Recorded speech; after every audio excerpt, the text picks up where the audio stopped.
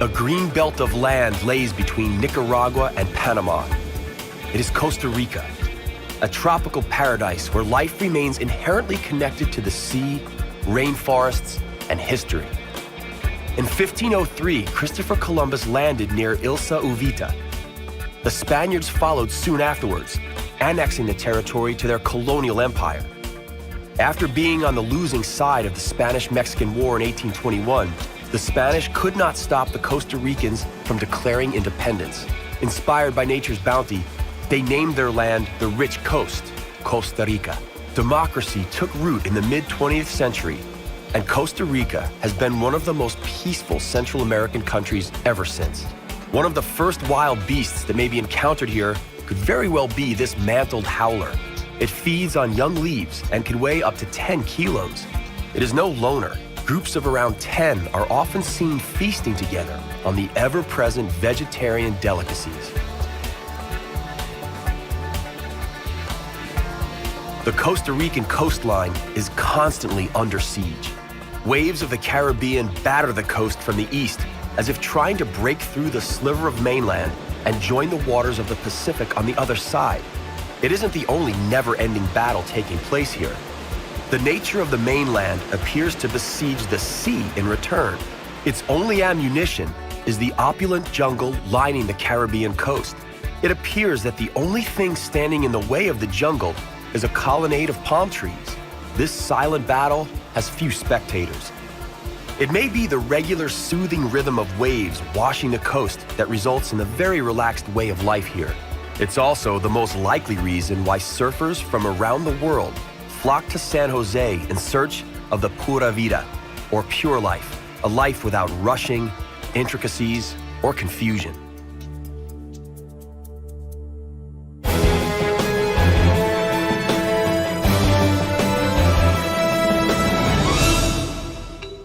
It is very advisable to wear neoprene shoes, boots, or Wellingtons when entering the Costa Rican jungle. It is wet here. We're talking misty rainforests. The cloud of vapor emitted by the rainforest each day ensures the prevailing humidity. This is no place for a rheumatic to be. The Costa Ricans truly love nature. They established 20 national parks and 8 reservations here, covering an incredible 27% of the country's area.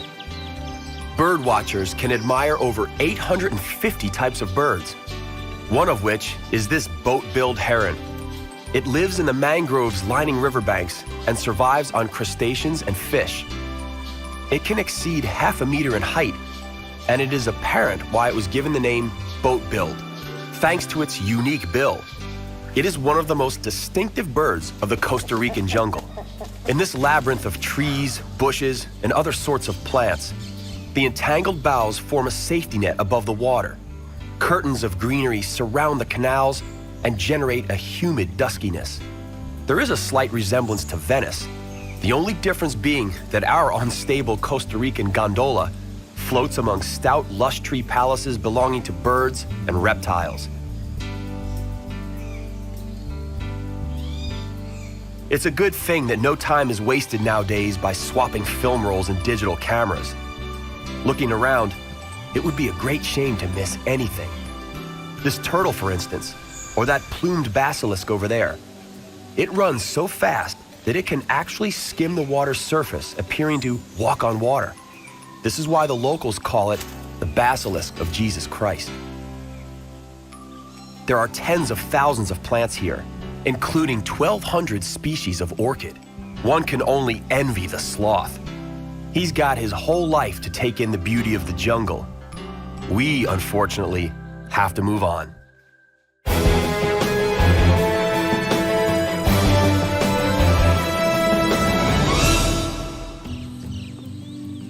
Cocoa trees grow all around a small house, otherwise enveloped by the jungle. Mrs. Ileana collects the cocoa beans, which she later barters for other foodstuffs at the market. What she doesn't barter, she uses to make chocolate. Don't be fooled by the name. The inside of the cocoa bean is not nearly as sweet as you might otherwise expect. The cocoa bean has a long journey ahead of it before it lands on our tables in the form of a luxurious treat. First, The beans are sliced open and placed in a chest where they are left to ferment for 4 days. Each fruit has about 50 beans. Having fermented for 4 days, each of these beans must then be left in the sun to dry before being roasted over the fire. The brown color signifies that the beans are now ready for the next phase, battering the beans so that the remaining pulp separates from them. The pulp would ruin the taste of the chocolate. Mrs. Ileana's grandma sieves it to get rid of all the impurities.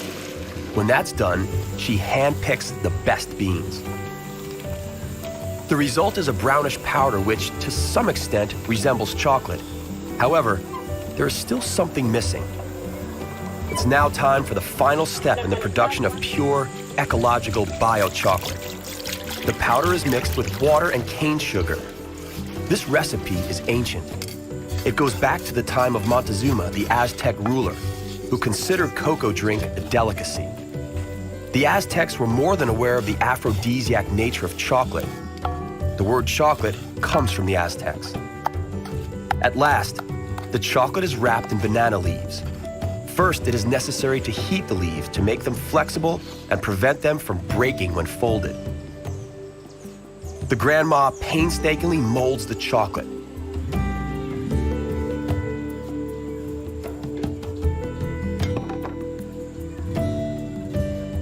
Our treats are ready. Those may come in handy as we are now headed toward the distant waterfalls and a murky, forbidding volcano. Let us bid farewell to cocoa beans and the lovely handmade chocolate. The Costa Rican landscape is a gold mine in the eyes of developers. So much room and unused space. The Costa Ricans are duly proud. The Costa Rican government attempted to implement asphalt road building on a number of occasions to no avail. Despite the obvious fact that roads would have facilitated transportation and improved life in general, the locals refused. They are content with what they have and feel no need to deface their country with industrial and tourist infrastructure. And so it well may be that in a couple of decades, we will visit Costa Rica as one of the few remaining paradises left on Earth. If the Costa Ricans had a different mindset, Salto San Luis, located in the Monteverde province, would have been condemned to empty beer cans and other trash, rather than the magnificence of the surrounding rainforest, streams, and even this 2-story waterfall. The threat of unchecked tourism continues to loom over the natural wealth of Costa Rica. This is why the Costa Rican government devised a system of hanging bridges over the misty rainforests in the national parks. Visitors may thus admire the beauty of the rainforest without trampling plant life or stressing the animals. And of course, you can't pull up plants as a souvenir if you can't reach them. This experience could be rather unpleasant for those afraid of heights or suffering from vertigo. Count yourself lucky if you are not one of them. You can take advantage of the intricate system that allows you to be hauled even higher, where you can admire the rooftop of the rainforest. It can be a breathtaking, awe-inspiring, adrenaline-pumping experience, and more than well worth it. Each tree is a world of its own, a real green microcosm in a great green macrocosmos. A few hundred years ago, the Spaniards were disappointed not to have discovered any gold in Costa Rica. At that time, they failed to notice the treasure all around them.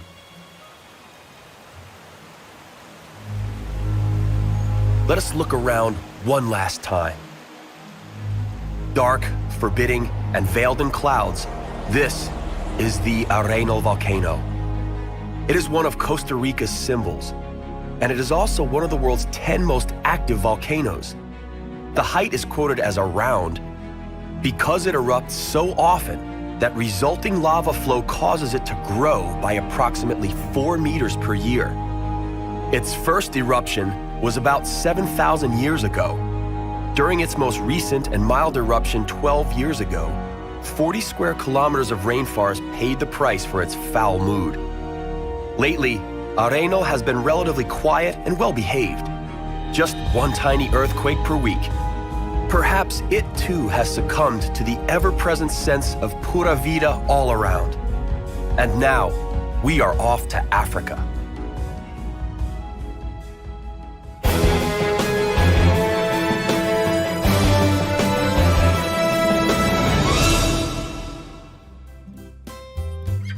Welcome to the Kenyan Coast, bathed by the Indian Ocean. The sun is slowly rising above the Kenyan Swahili coast. The name alone signifies that we are about to meet a coastal culture. The word Swahili comes from the Arabic word Sahil, meaning coast, and the plural is Sawahel. It is a seafaring culture inherently linked to trade in the Indian Ocean. This coastline began to lure Arabic and Persian merchants as early as the first millennium AD. The area was rich in ivory, but the slave trade was by far the most lucrative at the time. Today, the coast is a source of revenue for fishermen and from tourists. Mombasa, a city of almost 1 million inhabitants. It has a distinguished past. First records of its existence come from 16th century Portuguese seafarers. The traffic anarchy can seem bewildering to the unsuspecting tourists. The locals, however, have it down to a science. The portrait of President Obama, whose grandparents came from Kenya, is to be seen on many matatu, the local version of a minibus taxi. Amid the busy street life, city parks are a welcome oasis of peace and quiet sought out by the locals, just to relax or enjoy a small picnic. In between the thick trunks of the baobab trees, they find ample shade. But attention must be paid to the large pods growing on the trees and falling at times. The pods do not fall of their own accord. It wouldn't be Africa if it were not for a few enterprising individuals operating in the crowns of the trees. And so, the trees offer relaxing shady niches to some and a livelihood to others. The baobab tree is very popular among the people. The leaves are considered great eating when included in salads. The seeds are used as a thickening agent in cooking, and people use the ground bark as a cure for fever.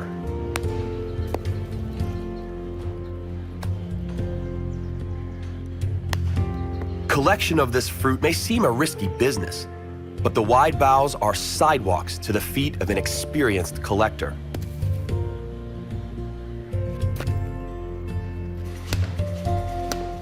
The baobab fruit is commonly used in Swahili cuisine. It offers more vitamin C than oranges and provides more calcium than cow's milk. It is often referred to as the fruit of the future. One of the most sought-after commodities in this part of Africa is candy made from baobab fruit. The pulp, called mabuyu, is cleaned of the fibers. The fibers are utilized in the making of purees and as an additive to milk. No kitchen utensils required here.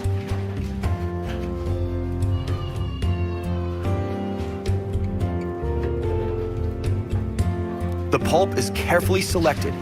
This is followed by the preparation of a red dye with a dash of chili.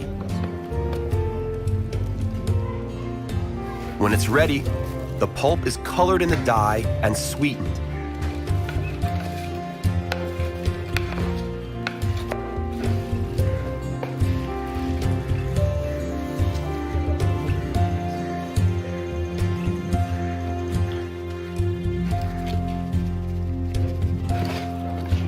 And there it is, a candy treat. The baobab is, indeed, a tree worth singing praise to, not just due to its sheer size, but because of how practical it is.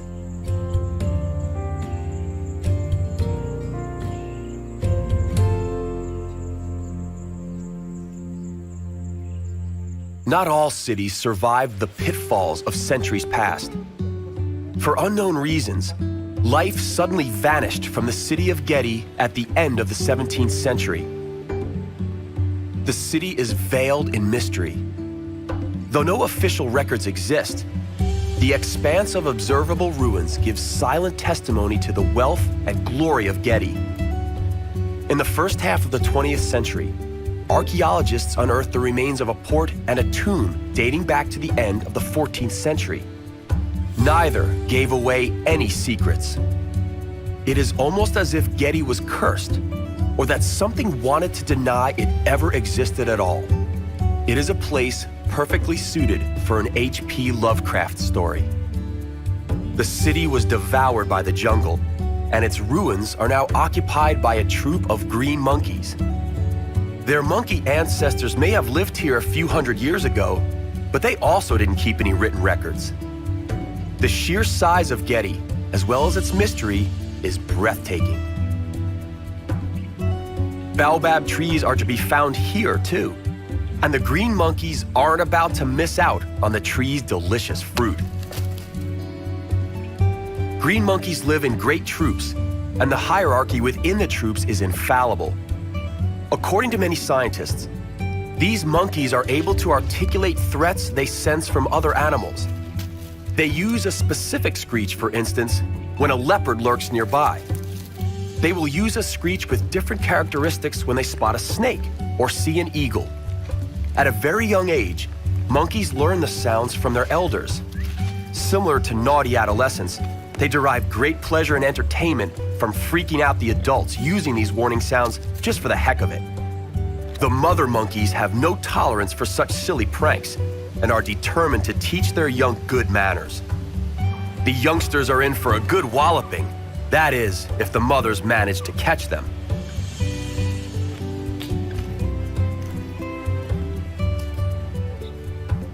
Because monkeys have a natural tendency to be aggressive, the monkeys hang around the visitors, having learned that food is to be found in all sorts of dodgy places.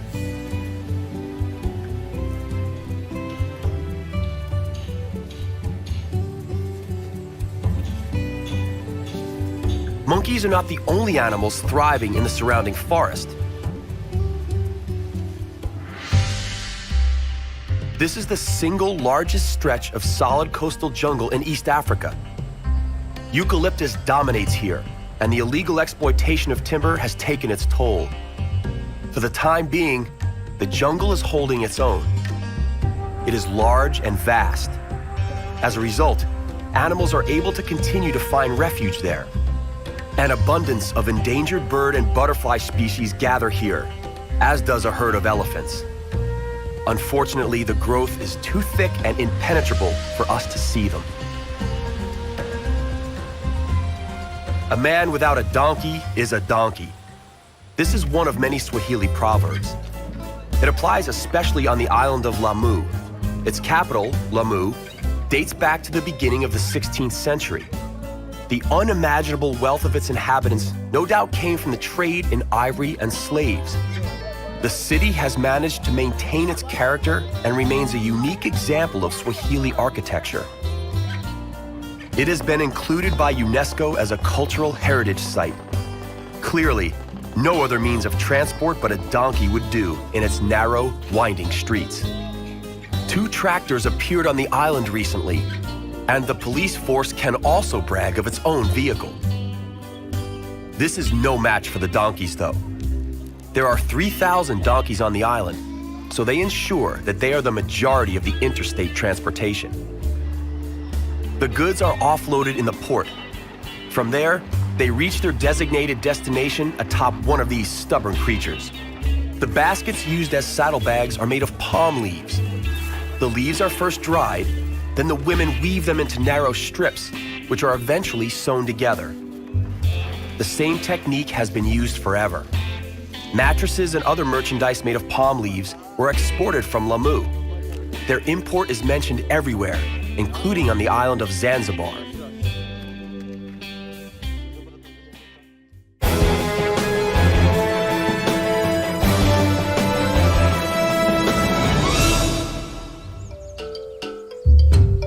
Kenya's capital, Nairobi, is nicknamed Nairobbery because of its staggering criminality.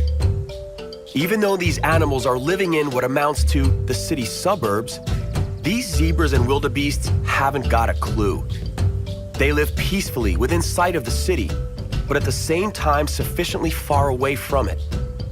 They are yet another living example of how transient the boundary between wilderness and civilization is in Africa. So why don't the animals fear civilization? Once uncontrolled hunting was abolished, the animals returned to the city periphery, barely 7 kilometers from the city center. The Nairobi National Park was established, a wild game reserve accessible even to those who have very little time to spend with the animals. It is more of an open-air zoo. Here, zebras are rather common. They are in great abundance because they migrate across the savanna from July to August. You won't sight any of the African Big Five here, namely leopard, lion, elephant, rhinoceros, or buffalo.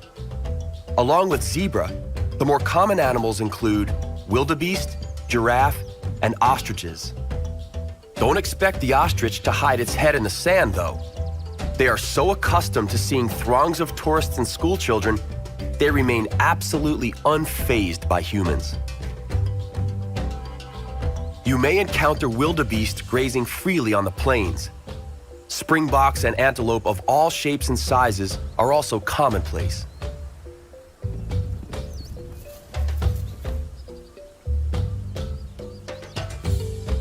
Herons prudently thrown at waterholes.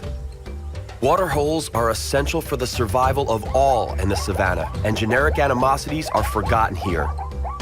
Giraffes float by majestically, looking down upon the world. They deserve their God syndrome, being the living proof of Darwin's evolutionary theories. They stretched so far and so long to reach the highest and furthest growth that they survived. Evil gossip has it that Darwin only reached this conclusion having heard from the natives and taken for his own the legends on how the giraffe originated. But that is an entirely different chapter. For the moment, we are still in the Nairobi National Park, and we can take pleasure from nature untroubled by human intrusion. The sun begins to set over Africa, and with it, ends our ventures into the stunning Kenyan and Costa Rican jungles.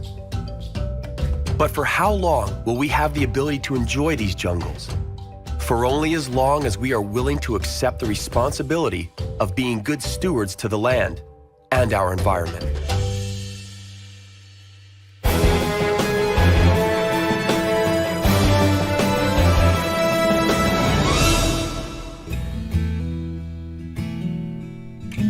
Our journey to the miraculous nooks of our planet comes to an end, for now. On the next exploration of our compelling and bountiful planet Earth, we will visit Iceland and marvel at its numerous hot springs. But it is also steeped in a rich cultural history. And there's nothing quite like the rejuvenating thermal baths and breathtaking Nordic vistas you find in Iceland. Tropical Laos is also inseparably linked to nature. Only here, monochromatic white glaciers are replaced by lush green scenery. We will lose ourselves in the intricate cave labyrinth of the Laotian underground, only to re-emerge into the sunlight and get up close and personal with the water buffalo on the Mekong River. That's all right here on Miracles of Nature. We hope you'll join us.